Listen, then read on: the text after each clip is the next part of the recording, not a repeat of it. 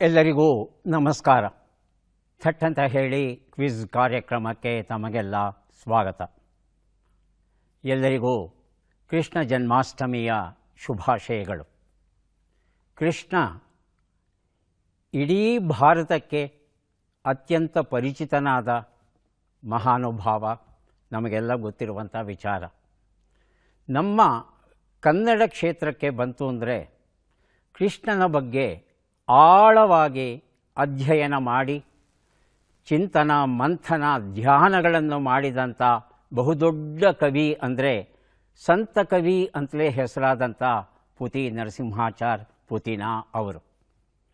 ಪುತಿನ ಅವರ ಆತ್ಮೀಯ ಗೆಳೆಯರಲ್ಲಿ ಒಬ್ಬರಾಗಿದ್ದಂಥ, ಕೃಷ್ಣನ ಬಗ್ಗೆ ಅಷ್ಟೇ ಆಳವಾಗಿ ಅಧ್ಯಯನ ಮಾಡಿ ಆತನ ಬಗ್ಗೆ ಚಿಂತನ ಮಂಥನಗಳನ್ನು ನಡೆಸಿ ಆ ಕೃಷ್ಣ ಹೇಳಿದಂಥ ಭಗವದ್ಗೀತೆಯನ್ನು ಆಪ್ತಗೀತೆಯನ್ನಾಗಿ ನಮಗೆ ನೀಡಿದಂಥ ಮತ್ತೋರ್ವ ಕವಿ, ಹಿರಿಯ ಕವಿ ನಮ್ಮ ಎಚ್.ಎಸ್. ವೆಂಕಟೇಶ್ ಮೂರ್ತಿ ಅವರನ್ನು ಇವತ್ತು ನಮ್ಮ ಕಾರ್ಯಕ್ರಮಕ್ಕೆ ಆಹ್ವಾನಿಸಿದ್ದೇವೆ.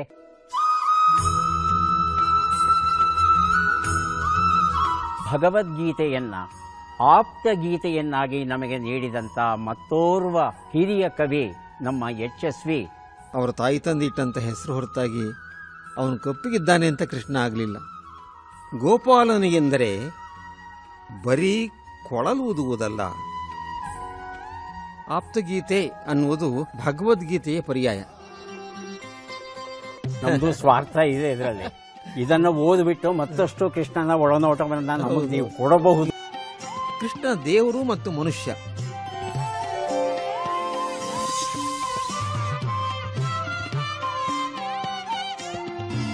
ಬಾಲ್ಯದಲ್ಲಿ ಶ್ರೀನಿವಾಸನೆಂದು ಕನ್ನಡಿಗರಿಗೆ ಯಶಸ್ವಿ ಎಂದು ಚಿರಪರಿಚಿತರಾಗಿರುವವರು ಎಚ್.ಎಸ್. ವೆಂಕಟೇಶ್ ಮೂರ್ತಿಯವರು.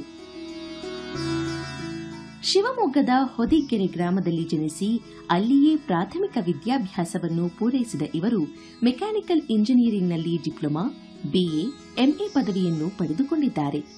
ಅಲ್ಲದೆ ಪ್ರೊಫೆಸರ್ ಜಿಎಸ್ ಶಿವರುದ್ರಪ್ಪನವರ ನೇತೃತ್ವದಲ್ಲಿ ಕನ್ನಡದಲ್ಲಿ ಕಥನ ಕವನಗಳು ಎಂಬ ಮಹಾಪ್ರಬಂಧವನ್ನು ಮಂಡಿಸಿ ಪಿಎಚ್ಡಿ ಪದವಿಯನ್ನೂ ಗಳಿಸಿದ್ದಾರೆ. ತಮ್ಮ ಸಾಹಿತ್ಯ ಕೃಷಿಯೊಂದಿಗೆ ಬೆಂಗಳೂರಿನ ಸೆಂಟ್ ಜೋಸೆಫ್ ವಾಣಿಜ್ಯ ಕಾಲೇಜಿನಲ್ಲಿ ಕನ್ನಡ ಪ್ರಾಧ್ಯಾಪಕರಾಗಿ ಸೇವೆಗೈದಿರುವ ಎಚ್.ಎಸ್. ವೆಂಕಟೇಶ್ ಮೂರ್ತಿ ಅವರಿಗೆ ಕವನ ಬರೆಯಲು ಮೂಲ ಪ್ರೇರಣೆ ತಮ್ಮ ತಾಯಿಯ ತವರು ಮನೆ. ಇದರೊಂದಿಗೆ ತಾವು ಬೆಳೆದ ಪರಿಸರ ಮತ್ತು ತಮ್ಮ ಜೀವನಾನುಭವದಿಂದ ಎಚ್.ಎಸ್.ವಿ. ಅವರು ವಿವಿಧ ಪ್ರಾಕಾರಗಳಲ್ಲಿ ಸಾಹಿತ್ಯವನ್ನು ರಚಿಸಿದ್ದಾರೆ. ಕವನ ಸಂಕಲನಗಳು, ಕಥಾ ಸಂಕಲನಗಳು, ಕಾದಂಬರಿಗಳ ರಚನೆ ಸೇರಿದಂತೆ ಬಿಡುವಿಲ್ಲದ ಬರವಣಿಗೆಯ ನಡುವೆಯೂ ಚಲನಚಿತ್ರ, ರಂಗಭೂಮಿಗಳೆರಡರಲ್ಲಿಯೂ ತಮ್ಮನ್ನು ತೊಡಗಿಸಿಕೊಂಡಿದ್ದಾರೆ. ತಮ್ಮ ಪಾಂಡಿತ್ಯಪೂರ್ಣ ಬರವಣಿಗೆಗಳೊಂದಿಗೆ ಸಾಮಾನ್ಯನಿಗೂ ಹತ್ತಿರವಾಗುವಂತೆ ಹಲವು ಕವನಗಳನ್ನು, ಗೀತೆಗಳನ್ನು ರಚಿಸಿದ್ದಾರೆ ಎಂಬುದಕ್ಕೆ ಸಾಕ್ಷಿ ಚಿನ್ನಾರಿ ಮುತ್ತ ಸಿನಿಮಾದ ಹಾಡುಗಳು.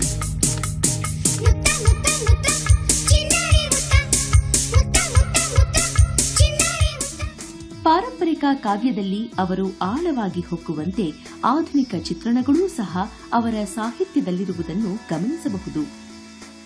ಎಚ್.ಎಸ್.ವಿ. ಅವರ ಮತ್ತೊಂದು ವಿಶೇಷ ಕೃಷ್ಣನ ಕುರಿತ ಭಾವಗೀತೆಗಳ ರಚನೆ. ಲೋಕದ ಕಣ್ಣಿಗೆ ರಾಧೆಯೂ ಕೂಡ, ಅಮ್ಮ ನಾನು ಬೆಣ್ಣೆ ಕದ್ದಿಲ್ಲಮ್ಮ, ತೂಗು ಮಂಚದಲ್ಲಿ ಕೂತು ಸೇರಿದಂತೆ ಇನ್ನಿತರೆ ಹಲವು ಭಾವಗೀತೆಗಳಲ್ಲಿ ಕೃಷ್ಣನ ತುಂಟಾಟ, ಕೃಷ್ಣನ ಬಗೆಗೆ ರಾಧೆಯ ನಿರ್ಮಲ ಪ್ರೀತಿ, ಅವನೆಡೆಗಿನ ಕಾತುರತೆ, ಕಾಯುವಿಕೆ, ಒಟ್ಟಾರೆ ಬೃಂದಾವನದ ಮಧುರ ಮನಸ್ಸುಗಳ ಭಾವನೆಗಳನ್ನು ಸೆರೆ ಹಿಡಿದಿದ್ದಾರೆ ಎಚ್.ಎಸ್.ವಿ. ಅವರು.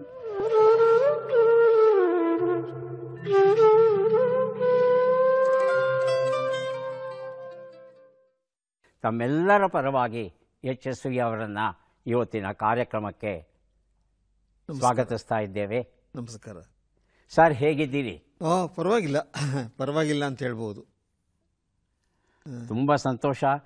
ನೀವು ಮತ್ತೆ ಚೇತರಿಸ್ಕೊಂಡು ಹೀಗೆಲ್ಲ ಓಡಾಡ್ತಾ ಒಂದಷ್ಟು ಸಾಹಿತ್ಯ ಇಷ್ಟಪಡುವಂಥ ಜನರ ಜೊತೆ ಓಡಾಡ್ತಾ ಒಂದಷ್ಟು ಕಲಾಪಗಳನ್ನು ನಡೆಸ್ತಾ ಇದ್ದೀರಿ. ಇದು ಪೂರ್ಣ ಪ್ರಮಾಣದಲ್ಲಿ ಮುಂದುವರಿಯಲಿ ಅಂತ ನಮ್ಮ ವೀಕ್ಷಕರ ಪರವಾಗಿ ನಾವು ಆಶಿಸ್ತಾ ಇದ್ದೇವೆ. ವಂದನೆಗಳು. ನೀವು ಇವತ್ತು ನಮ್ಮ ಕಾರ್ಯಕ್ರಮಕ್ಕೆ ಬಂದದ್ದು ಬಹಳ ಬಹಳ ಬಹಳ ಸಂತೋಷವಾಗ್ತಾ ಇದೆ ನಮಗೆ. ಕೃಷ್ಣನ ಬಗ್ಗೆ ಒಂದಷ್ಟು ವಿಚಾರಗಳನ್ನು ಮಾತುಕತೆ ಆಡೋಣ ಅಂತ ಆಸೆ. ಖಂಡಿತ ಸರ್, ಒಂದು ನನ್ನ ಮೂಲಭೂತ ಪ್ರಶ್ನೆ ಅನ್ನೋದಕ್ಕಿಂತ ಅನುಮಾನ ಏನು ಅಂತ ಹೇಳ್ತಂದ್ರೆ, ಈ ಕೃಷ್ಣ ಅನ್ನೋ ಹೆಸರನ್ನು ಅವನ ಹೆತ್ತವರು ಕೊಟ್ರ ಅಥವಾ ಅವನು ಕಪ್ಪು ಬಣ್ಣಕ್ಕಿದ್ದ ಅನ್ನೋ ಕಾರಣಕ್ಕೇನೆ ಸುತ್ತಮುತ್ತಲೂ ಇದ್ದಂಥ ಜನ ಅವನನ್ನು ಕಪ್ಪು ವರ್ಣದವ ಕೃಷ್ಣ ಅನ್ನೋ ಅರ್ಥದಲ್ಲಿ ಅವನನ್ನು ಕರೆದ್ರ ನಿಜವಾದ ಹೆಸರು ಏನಾಗಿರಬೇಕಾತಂದು? ಇಂಥ ಸಂಶಯ ಬರೋದಕ್ಕೆ ಕಾರಣ ಕೃಷ್ಣ ಅನ್ನುವ ಶಬ್ದಕ್ಕಿರುವ ಕಪ್ಪು ಎನ್ನುವ ಅರ್ಥ. ಆದರೆ ಕೃಷ್ಣ ಅವರ ತಾಯಿ ತಂದೆ ಇಟ್ಟಂಥ ಹೆಸರು ಹೊರತಾಗಿ ಅವನು ಕಪ್ಪಿಗಿದ್ದಾನೆ ಅಂತ ಕೃಷ್ಣ ಆಗಲಿಲ್ಲ. ಅದನ್ನು ನಾವು ಸ್ಪಷ್ಟ ತಿಳ್ಕೊಳ್ಬೇಕು. ಆದರೆ ನಂತರ ಅವನು ದೊಡ್ಡವನಾಗ್ತಾ ಆಗ್ತಾ ಬೆಳೀತಾ ಬೆಳೀತಾ ಕೃಷ್ಣ ಮತ್ತು ಕಪ್ಪು ಅನ್ನೋದು ಅದನ್ನು ಅಥವಾ ನೀಲವರ್ಣ, ನೀಲಾಂಗ, ಮೇಘಶ್ಯಾಮ, ಮೇಘಶ್ಯಾಮ ಈ ಮಾತುಗಳು ಆ ಕಪ್ಪು ಎನ್ನುವ ಪದಕ್ಕಿರುವ ಕುಂತ ಸಾಂದ್ರತೆಯನ್ನು ಕಡಿಮೆ ಮಾಡಬೇಕು ಅಂತ ಅವನು ಶ್ಯಾಮನಾದ. ಶ್ಯಾಮ ಅಂದರೆ ತಿಳಿಯಾದ ಕಪ್ಪು ಅಷ್ಟೇ, ಶ್ಯಾಮನಾದ ನೀಲಿ ಅಲ್ವಾ? ಹೌದು ಹೌದು. ಇನ್ನೊಂದು ಕೃಷ್ಣೆ ಬರುತ್ತೆ ನೋಡಿ ನಮ್ಮ ಕಾವ್ಯಗಳಲ್ಲಿ. ಮಹಾಭಾರತದ ದ್ರೌಪದಿಯನ್ನು ಕೃಷ್ಣೆ ಅಂತ ಕರೀತಾರೆ. ಅದಕ್ಕೆ ಕಾರಣ ಅವಳು ಕಪ್ಪಗಿದ್ದಳು ಅಂತ. ಆದರೆ ಕೃಷ್ಣನ ವಿಷಯದಲ್ಲಿ ಹಾಗೆ ಅವನು ಕಪ್ಪಗಿದ್ದರಿಂದ ಕೃಷ್ಣನಾದ ಅಂತ ಯಾವ ಉಲ್ಲೇಖವೂ ಎಲ್ಲೂ ಸಿಕ್ಕೋದಿಲ್ಲ ನಮಗೆ. ಕೃಷ್ಣ ಅಂದ ಕೂಡಲೇ ನಮ್ಮ ಮನಸ್ಸಲ್ಲಿ 3 ಚಿತ್ರಗಳು ಮೂಡುತ್ತೆ. ಮೊದಲನೆಯದು ಬಾಲಕೃಷ್ಣ. ತನ್ನ ತುಂಟಾಟಗಳಿಂದ ಎಲ್ಲರನ್ನೂ ಮನಸೆಳಿತಾನೆ. ಆತನ ನೃತ್ಯಗಳನ್ನು ಇವತ್ತು ನಾವು ವೇದಿಕೆ ಮೇಲೆ ನೋಡ್ತು ಅಂದರೆ ನಮಗೂ ಸಹ ಆ ತಾಯಿಯ ಜೊತೆ, ಯಶೋದಿಯ ಜೊತೆ ಬೆರೆತು ನಾವು ಕೃಷ್ಣನ ಜೊತೆ ಆಟ ಆಡ್ತಾ ಇದ್ದೀವೇನೋ ಅನ್ನೋ ಭಾಸ ಬರುವಂಥ ಕೃಷ್ಣ ಒಬ್ಬ. ಇನ್ನೊಬ್ಬ ಕೃಷ್ಣ ಗೋಪಿಕಾ ಸ್ತ್ರೀಯರ ಜೊತೆ ಇದ್ದವನು, ರಾಸಲೀಲೆ ಪ್ರಖ್ಯಾತವಾದದ್ದು. ಮತ್ತು ಮೂರನೆಯ ಕೃಷ್ಣ ಮುತ್ಸದ್ದಿ ಕೃಷ್ಣ, ಕುರುಕ್ಷೇತ್ರದಲ್ಲಿ ನಿಂತು ಭಗವದ್ಗೀತೆಯನ್ನು ಬೋಧಿಸಿದಾತ. ಈ ಕೃಷ್ಣನ ಈ ವಿಕಾಸ ಇದೆಯಲ್ಲ, ಎವಲ್ಯೂಷನ್ ಅಂತ ನಾವೇನು ಕರಿತೇವೆ, ಇದು ಹೇಗಾಯಿತು? ವಾಸ್ತವದಲ್ಲಿ 3 ಕೃಷ್ಣ ಈ 3 ರೂಪಗಳನ್ನು ಧರಿಸಿದ್ದನ ಅಥವಾ ಕವಿಗಳು ಉತ್ಪ್ರೇಕ್ಷಿಸಿ ಅವನನ್ನು ವರ್ಣಿಸಿದ್ದಾರ? ಈ ಒಂದು ಒಳನೋಟ ಬೇಕು. ಈ ಕೃಷ್ಣನ ಈ ನಿಧಾನವಾದ ಅರಳುವಿಕೆ ಇದೆಯಲ್ಲ, ಅದೇ ಹುದುಗಿದ ಶಕ್ತಿ. ನನ್ನ ಆಪ್ತಗೀತೆ ಅನ್ನೋ ಕವನದಲ್ಲಿ ಅದನ್ನು ಬಹಳ ಸ್ಪಷ್ಟವಾಗಿ ನಾನು ವಿವರಿಸಿದ್ದೀನಿ. ಕೃಷ್ಣ ಅಂದವನು ಇದ್ದಕ್ಕಿದ್ದಂತೆ ಉದ್ಭವಿಸಿದವನಲ್ಲ. ನಿರಂತರವಾದ ಬೆಳವಣಿಗೆಯ ಪ್ರಕ್ರಿಯೆಯಲ್ಲಿ ಕೃಷ್ಣ ಅನ್ನುವಂಥ ವ್ಯಕ್ತಿತ್ವ ಅರಳಿ ಹೂವಾಗುತ್ತೆ. ಅವನ ಪ್ರೌಢತ್ವದ ದಿನಗಳಲ್ಲಿ ಭಗವದ್ಗೀತೆಯನ್ನು ಅವನು ಯೋಗಾಚಾರ್ಯನಾಗಿ ಬೋಧಿಸ್ತಾನೆ. ಆದರೆ ಅದಕ್ಕೆ ಬಾಲ್ಯದಲ್ಲಿ ಪ್ರೇರಣೆಗಳಿವೆ ಅನ್ನೋದನ್ನು ನಾವು ಮರೆಯಬಾರದು. ಬಾಲ್ಯದಲ್ಲಿ ಅವನು ಅಧ್ಯಯನ ನಡೀತಾ ಇತ್ತು. ಬಹಳ ಆಳವಾದ ರೀತಿಯಲ್ಲಿ ಅವನು ಏಕಾಂತದ ಧ್ಯಾನದಲ್ಲಿ ತೊಡಗುತ್ತಾ ಇದ್ದ. ಸಾಂಗೋಪನಿ ಅಂತ ಹೇಳಿ ಅವರ ಗುರುಗಳು, ಆ ಸಾಂಗೋಪನಿ ಹತ್ತಿರ ಅವನು ಅಭ್ಯಾಸ ಮಾಡ್ತಾ ಇರ್ತಾನೆ. ಅಲ್ಲಿ ಪ್ರಾಯಶಃ ಅವನು ಯೋಗಾಭ್ಯಾಸವನ್ನು ಮಾಡಿದ್ದಾನೆ ಅಂತ ನಾವು ಭಾವಿಸಬಹುದು. ಕೃಷ್ಣನ ಯೋಗ ಒಂದು ಕಡೆ, ಕೃಷ್ಣನ ಕಲೆ ಅದರ ಪ್ರಯೋಗ ಮತ್ತೊಂದು ಕಡೆ, ಕೃಷ್ಣನ ವಾತ್ಸಲ್ಯ ರೂಪ, ಅವನ ಮತ್ತು ತಾಯಿಯ ಸಂಬಂಧ, ಕೃಷ್ಣನ ಪ್ರೇಮ ರೂಪ, ಅವನು ಮತ್ತು ಗೋಪಿಕೆಯರ, ವಿಶೇಷವಾಗಿ ರಾಧೆಯೊಂದಿಗಿನ ಅವನ ಸಂಬಂಧ. ಈ ಸಂಬಂಧಗಳು ಹೆಚ್ಚು ಆಕರ್ಷಕವೂ ವರ್ಣಮಯವೂ ಆಗೋದ್ರಿಂದ ಅವನ ಈ ಯೋಗಾಸಕ್ತಿ ಮತ್ತು ಏಕಾಂತ ಧ್ಯಾನಗಳು ಸ್ವಲ್ಪ ಹಿಂದಕ್ಕೆ ಸರಿದಾಗ ಕಾಣಿಸುತ್ತೆ. ಅವನು ಒಬ್ಬನೇ ಕುಳಿತು ಮುರುಳಿಯನ್ನು ನುಡಿಸ್ತಾ ಯಾವುದೋ ಧ್ಯಾನದಲ್ಲಿ ಐಕ್ಯನಾಗ್ತಿದ್ನಲ್ಲ, ಆ ಗಳಿಗೆಗಳ ಚಿತ್ರಣ ನಮ್ಮಲ್ಲಿ ಕಡಿಮೆ ಆಯಿತು. ಈಗ ಪುರಂದರದಾಸರು ನೀವು ಪ್ರಸ್ತಾಪ ಮಾಡಿದಿರಿ. ಅವರ ಬಹಳಷ್ಟು ಗೀತೆಗಳಲ್ಲಿ ಕೃಷ್ಣನ ಮತ್ತು ಅವನ ತಾಯಿಯ ಸಂಬಂಧದ ಚಿತ್ರವೇ ಬಹಳ ಸೊಗಸಾಗಿ ಕಂಡುಬರ್ತಾ ಇದೆ. ತಾಯಿ ಯಶೋಧ ಕೃಷ್ಣನನ್ನು ಎಷ್ಟು ಪ್ರೀತಿಯಿಂದ ಸಾಕಿ ಬೆಳೆಸಿದಳು.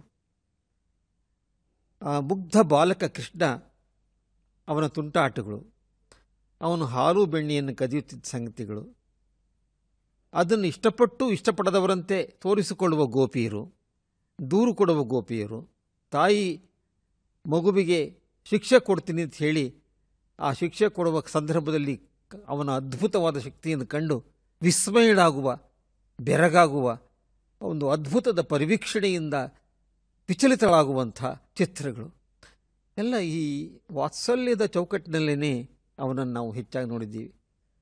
ರಾಧೆಯ ಪ್ರಸ್ತಾಪ ಕೂಡ ಪುರಂದರದಾಸರಲ್ಲಿ ಬರೋದಿಲ್ಲ. ಪ್ರೇಮ ಪ್ರಸಂಗಗಳು ಗೋಪಿಕಾ ಕನ್ನಿಕೆಯರ ಮತ್ತು ಕೃಷ್ಣನ ಪ್ರಣಯದ ಚಿತ್ರಗಳಲ್ಲಿ ಬರೋದೇ ಇಲ್ಲ ನೋಡಿ. ಹೆಚ್ಚಾಗಿ ಪುರಂದರದಾಸರು ಗಮನಿಸುವುದು ವಾತ್ಸಲ್ಯ ಚಿತ್ರಗಳನ್ನು, ಯಶೋದೆ ತಾಯಿ ಮತ್ತು ಮಗುವಿನ ಚಿತ್ರವನ್ನು ಮಾತ್ರ ಗಮನಿಸ್ತಾರೆ. ನಮಗೆ ರಾಧೆಯ ಚಿತ್ರ ಬಹಳ ಸ್ಪಷ್ಟವಾಗಿ ಕಾಣಿಸೋದು ಬೇರೆ ಭಾಷೆಯ ಸಾಹಿತ್ಯದಲ್ಲೇ. ಗೀತಗೋವಿಂದದಲ್ಲಿ ನಮಗೆ ಸ್ಪಷ್ಟವಾಗಿ ಅಲ್ಲೇ ರಾಧೆ ನಮಗೆ ಕಾಣಿಸೋದು ಮೊಟ್ಟ ಮೊದಲಿಗೆ.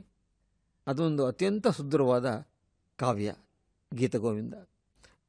ಅದಾದಮೇಲೆ ಆಧುನಿಕ ಕಾವ್ಯ ಸಂದರ್ಭದಲ್ಲಿ ಮತ್ತೆ ಕನ್ನಡದಲ್ಲಿ ರಾಧೆ ಪ್ರವರ್ಧಮಾನಕ್ಕೆ ಬರ್ತಾಳೆ.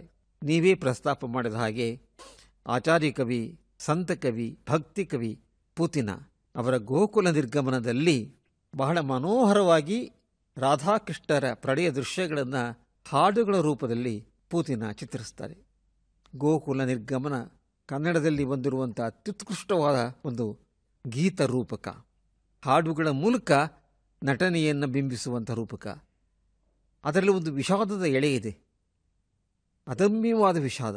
ಏಕೆಂದರೆ ಇಂಥ ಕೃಷ್ಣ, ಇಂಥ ರಾಧೆ, ಇವರ ಪ್ರೇಮ ವಿಘಟಿತವಾಗಿ ಕೃಷ್ಣ ರಾಜಕೀಯದ ಕರೆಗೆ ಹೋಗೊಟ್ಟು ಮಥುರೆಗೆ ಹೋಗ್ತಾನೆ.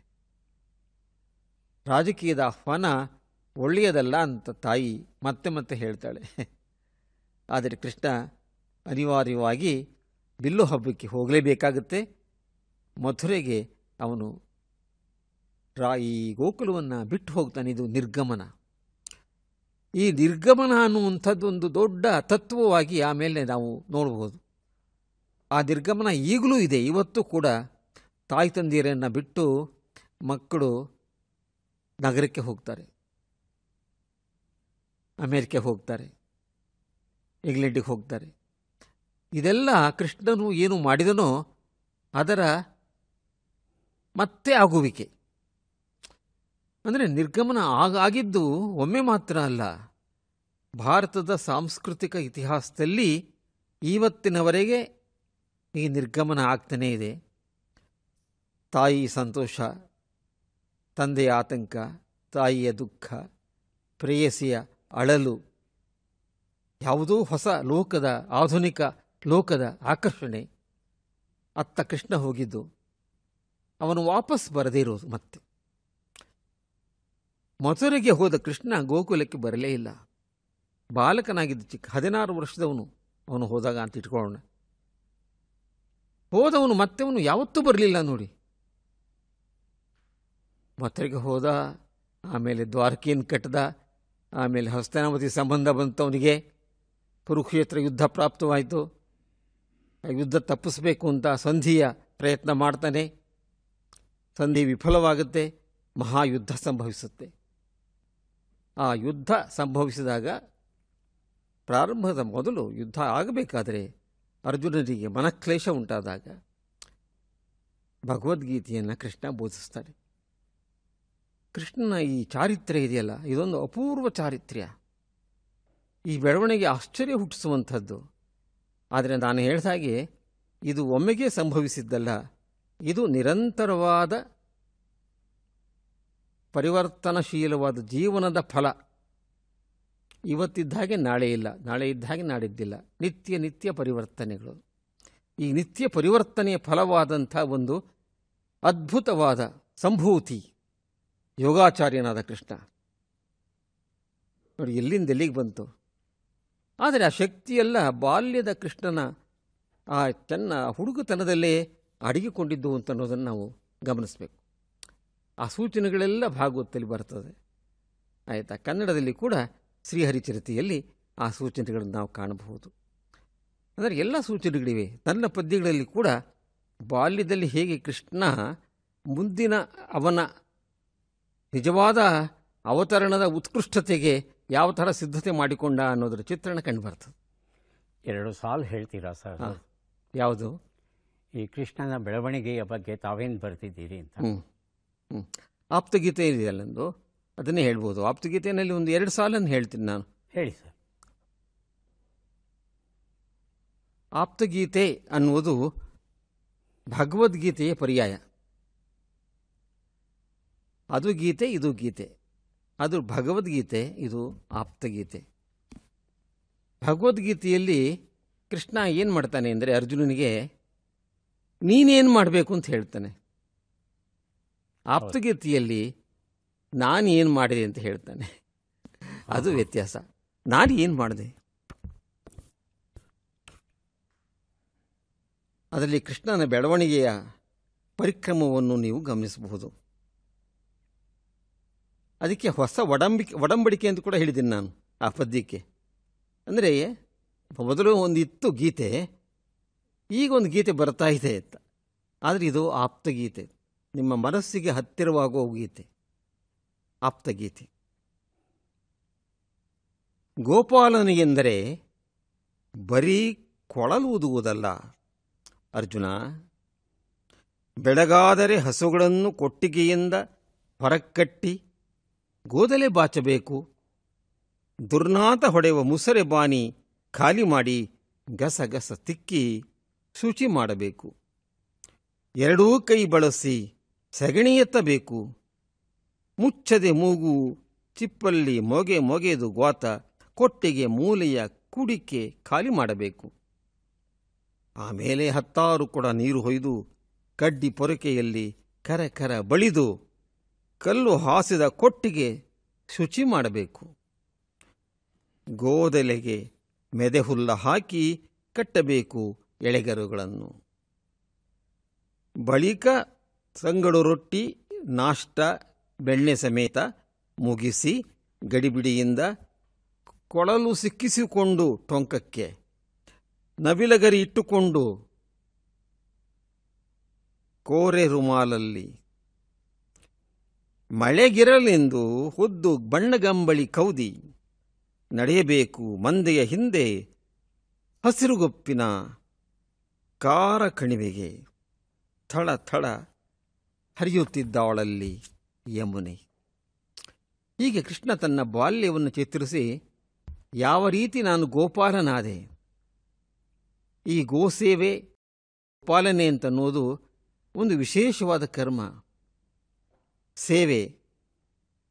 ಅದು ವೈಟ್ ಕಾಲರ್ಡ್ ಅಂತ ಹೇಳ್ತಾರಲ್ಲ, ಬಿಳಿ ಬಟ್ಟೆ ಹಾಕ್ಕೊಂಡವ್ರು ಮಾಡ್ತಕ್ಕದ್ದಲ್ಲ.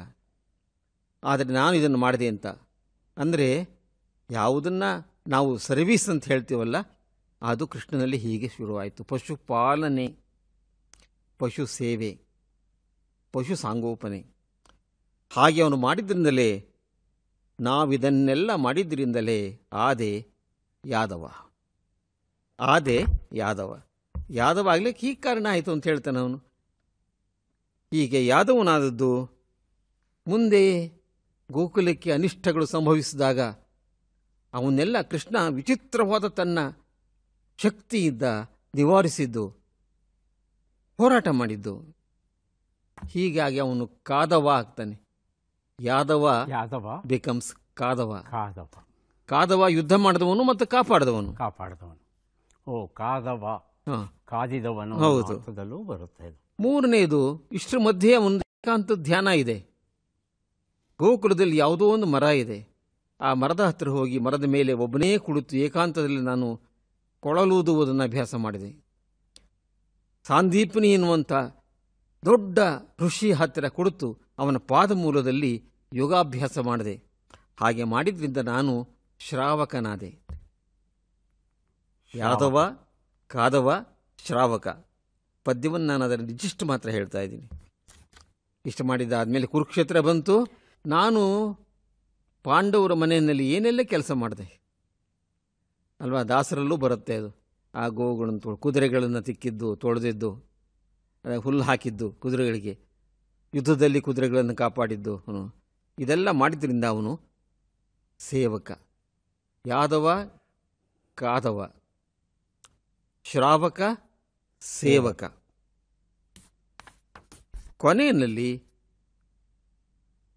ಕೊನೆ ಉವಾಚ 5ನೇದು ಭಗವದ್ಗೀತೆಯನ್ನು ಹೇಳಿದ್ದು.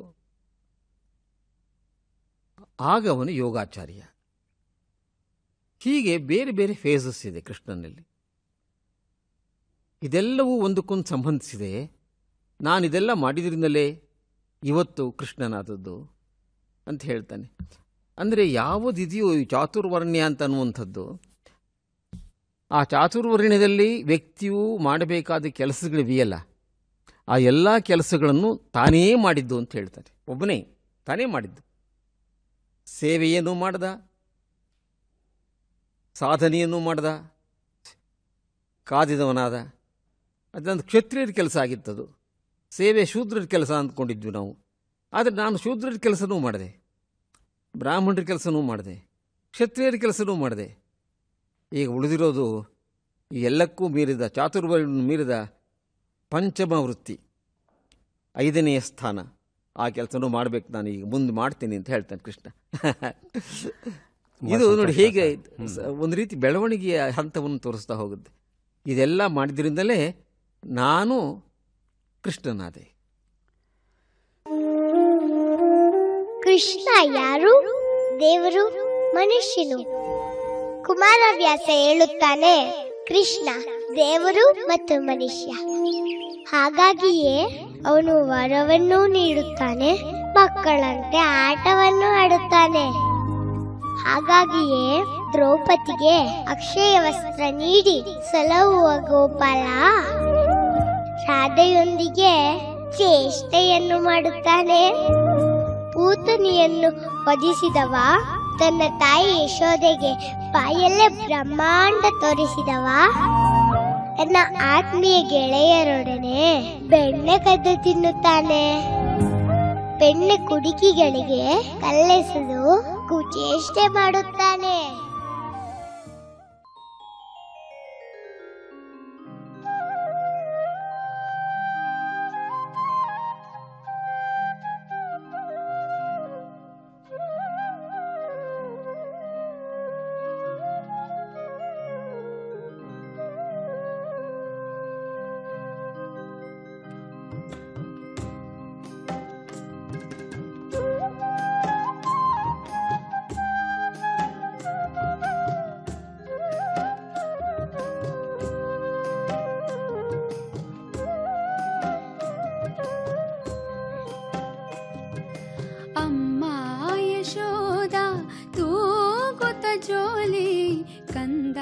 ಮುಕುಂದಗೆ ಹಾಡಿದಳು ಲಾಲಿ.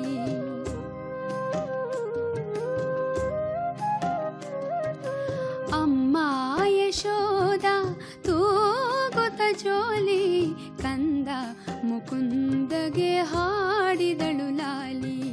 ಕಂದ ಮುಕುಂದಗೆ ಹಾಡಿದಳು ಲಾಲಿ. ಜೋ ಜೋ ಜೋ ಜೋ ಜೋ ಜೋ ಜೋ ಜೋ.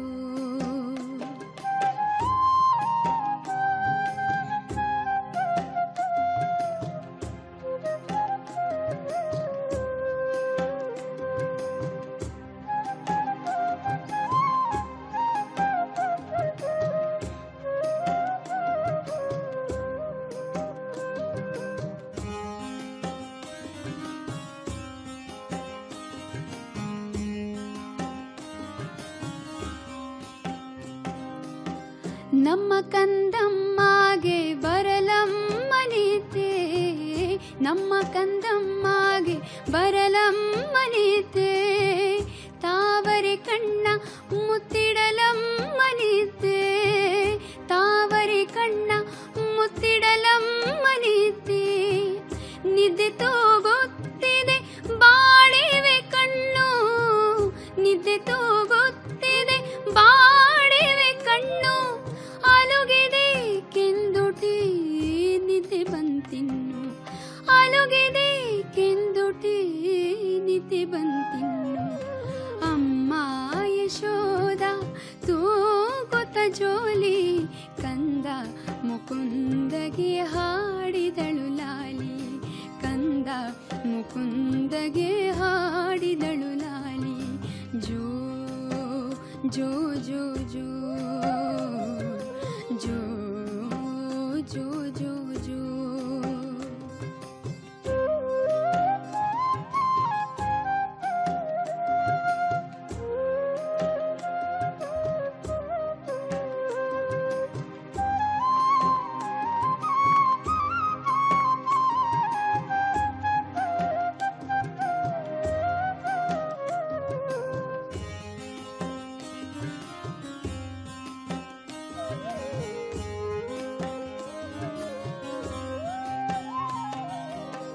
ಕಂದ ಗೋವಿಂದಾಗೆ ನಿದ್ದೆ ಬಂತೆಂದು, ಕಂದ ಗೋವಿಂದಾಗೆ ನಿದ್ದೆ ಬಂತೆಂದು, ಸದ್ದು ಅಂದಳು ಬೆರಳ ತುಟಿ ಮೇಲೆ ತಂದು, ಸದ್ದು ಅಂದಳು ಬೆರಳ ತುಟಿ ಮೇಲೆ ತಂದು, ಮಲಗಿದ ಎಂದು ಮೇಲೆ ತಾರೆ ಅಮ್ಮ, ಮಲಗಿದ ಎಂದು ಮೇಲೆ ತಾರೆ ಅಮ್ಮ.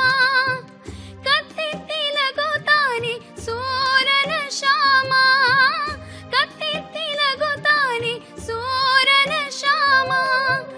ದೇವಾನು ದೇವತೆಗೂ ಇರದ ಸೌಭಾಗ್ಯ ಪಡೆದಂಥ ಗೋಪಿಯ ಭಾಗ್ಯವೇ ಭಾಗ್ಯ. ಅಮ್ಮ ಯಶೋದ ತೂಗುತ್ತ ಜೋಲಿ, ಕಂದ ಮುಕುಂದಗೆ ಹಾಡಿದಳು ಲಾಲಿ. ಅಮ್ಮ ಯಶೋದ ತೂಗುತ್ತ ಜೋಲಿ, ಕಂದ ಮುಕುಂದಗೆ ಹಾಡಿದಳು ಲಾಲಿ, ಕಂದ ಮುಕುಂದಗೆ ಹಾಡಿದಳು ಲಾಲಿ. ಜೋ ಜೋ ಜೋ ಜೋ ಜೋ ಜೋ ಜೋ ಜೋ ಜೋ ಜೋ ಜೋ ಜೋ ಜೋ ಜೋ ಜೋ.